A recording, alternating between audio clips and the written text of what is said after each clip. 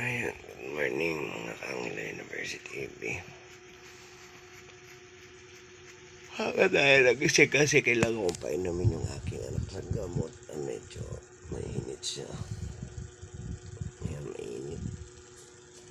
So, minomonitor ko.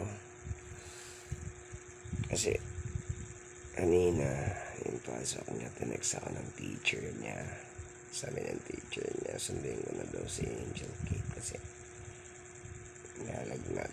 So, inuwi ko ng maaga. Tapos, ayan, ako na siya ng gamot. Tapos, ayan, 3 times niyang nakainom na ng gamot. Angat ang inapa niya. So, mainit, no? Mainit yung pwesto natin. Yung electric fan ko nasa taas na lang. So, ikot-ikot lang yun. Hindi siya pwede mag-electric fan kasi nga may ano siya, may sinat. Diyan ka lang muna. Diyan na, ayan. So, pag magaling ka na, tsaka ka na mag-electric fan, ha? Diyan na, hindi na, tulog na. So, ayan. Matutulog na kami ulit. So, bantay pa rin talagang bantay-bantay lang muna ako. So, puyat para lang puyat talaga, no? Pero kailangan nating magpuyat para mabantayan yung bata.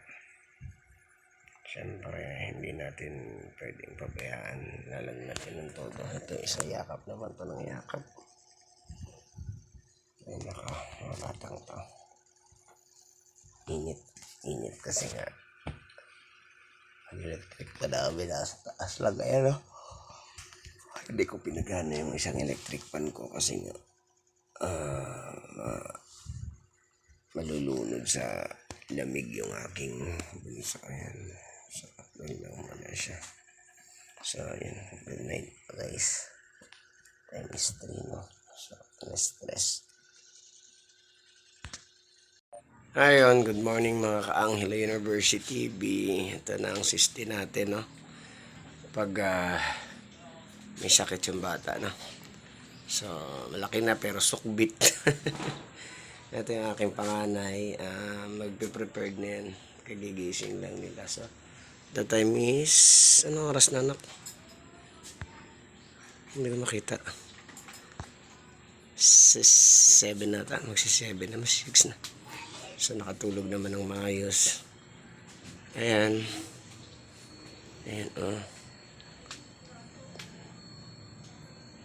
So, syempre may sinat yung bata. So, hindi tayo makapagtrabaho nito. Ayan. So, syempre, kailangan muna natin siyang pagalingin. So, ngayon,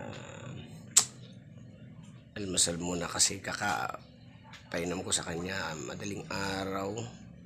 So ngayon may iinom na siya ng gamot 4 hours lagi. So inom siya ng gamot, kailangan niya mag-almusal. Anak, bili ka ng almusal, dali na, para makainom yung kapatid mo ng gamot. Anong almusal niyo? Palabok or pansit, Huwag na kasi tayo Hindi ka pwede, anak, lalabas pa ako. Mamaya biglang umulan eh. Yung pabugsong panahon, kahit mainit, di ba, minsan umuulan yan. Siguro naambunan tong batan to. So, yun, laga muna tayo ng Bibi Damulag. Mag-alaga muna tayo ng Bibi Damulag. Ayan. So, isa lang yung hatid ko mamaya sa school. Ito, dito muna sa bahay, maglaro muna siya. Baby ko to eh. Sige na. Upo ka muna na kayo, magbili tayo ng almusal. Almusal muna sila kay inom siya ng gamot.